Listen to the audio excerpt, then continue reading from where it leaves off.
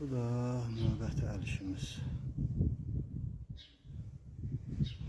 Belə bir əl işimiz alınıb. 18 kişilik manqaldır. 1.60 enində. Sağı 1, solu da 1 metrə. Belə bir formada manqalımız alınıb.